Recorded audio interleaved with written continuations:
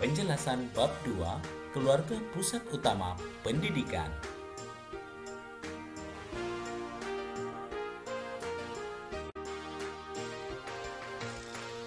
Pengertian pendidikan.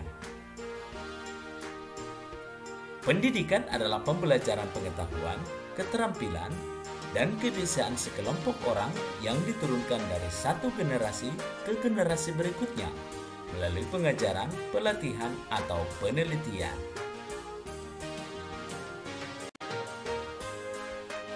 Keluarga pusat utama pendidikan. Peranan orang tua tidak sebatas hanya melahirkan, memenuhi kebutuhan sandang, pangan, dan papan, tetapi juga memberikan pendidikan yang baik bagi anak-anak. Keluarga Kristen tentu harus memberi pendidikan Kristen terhadap anggota keluarga, yakni pendidikan yang bercorak, berdasar, dan berorientasi pada nilai-nilai Kristiani.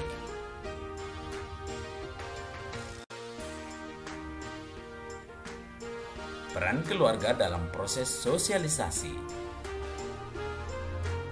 Jika kamu perhatikan, seorang bayi yang lahir ke dunia merupakan satu makhluk hidup kecil yang penuh dengan kebutuhan fisik dan masih sangat bergantung kepada orang tuanya. Seiring dengan pertumbuhannya, ia akan belajar berbicara, berjalan, dan mulai melakukan aktivitasnya secara mandiri. Misalnya, makan sendiri, mandi sendiri, dan lain-lain. Ia perlu banyak belajar tentang segala sesuatu agar kehidupannya menjadi lebih maju.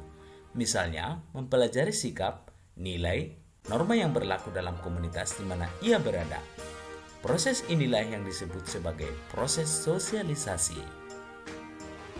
Di dalam Alkitab, keluarga Timotius merupakan salah satu contoh keluarga saleh karena orang tuanya telah menurunkan iman kepada Tuhan Yesus secara turun-temurun. 2 Timotius 1 ayat 5. Ini merupakan contoh keluarga Kristen yang dapat diterapkan dalam kehidupan keluarga Kristen modern pada masa ini.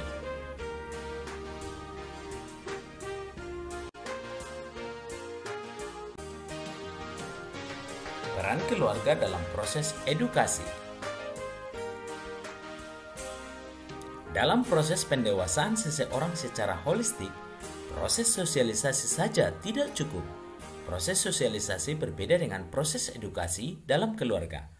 Dibutuhkan proses edukasi, yaitu pendidikan yang diberikan secara sengaja, terencana, dan terstruktur agar tercipta individu yang kritis dalam menyikapi dampak sosialisasi yang ada, termasuk dalam membawa orang kepada pendewasaan iman.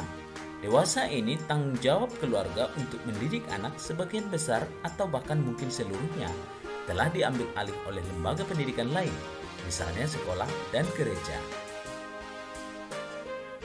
Keluarga cenderung sibuk dengan tanggung jawab lain sehingga melupakan perannya utamanya sebagai pendidik pertama bagi anak-anak dan merasa cukup dengan memberikan tanggung jawab pendidikan anak-anak kepada pihak lain, seperti sekolah, pembantu, lembaga tertentu. Apakah benar demikian? Menjadi orang tua yang baik bukan berarti menyetujui atau membenarkan dan mengiyakan semua yang dikehendaki oleh anak, dan orang tua harus bisa memilah mana hal yang diperbolehkan dan mana yang tidak diperbolehkan. Melalui kesaksian hidup Kristiani yang diilhami oleh nilai-nilai Kristen akan mengantar anak secara efektif untuk semakin mengenal dan mencintai Kristus. Kesimpulan. Pertama, keluarga sebagai pusat pendidikan mengarah kepada pembentukan satu pribadi secara utuh atau holistik, mencakup aspek rohani atau spiritual, psikis atau mental, fisik serta sosial.